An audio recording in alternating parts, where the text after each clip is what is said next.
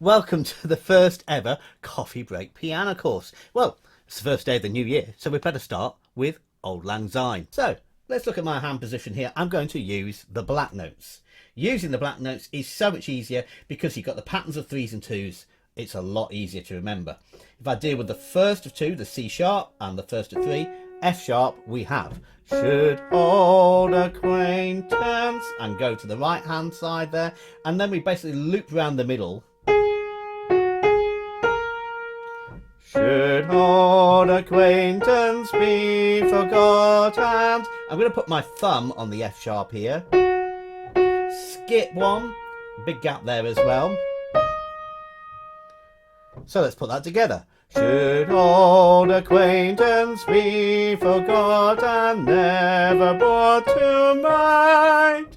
Should old, coming back down the two black notes there, and then either side of the three.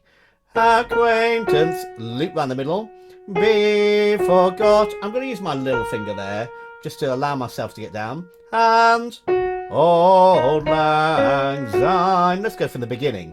Should old acquaintance be forgot and never brought to mind. Should old acquaintance be forgot and Auld Lang Syne. Doesn't really matter which fingers you use, as long as you navigate towards this end of your hand to move down or stretch your hand to move up. The next bit repeats. There's kind of a varied repetition. So back to the D sharp here, the top of those two.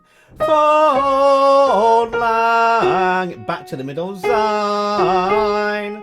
Then start the same. For Auld Lang Syne. Let's put that together.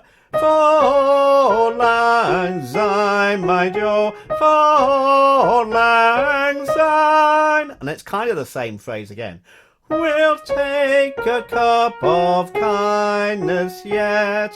I use my middle finger there. Could use my little finger here, coming back down as we were before. For Auld Lang Syne. Let's have the whole tune.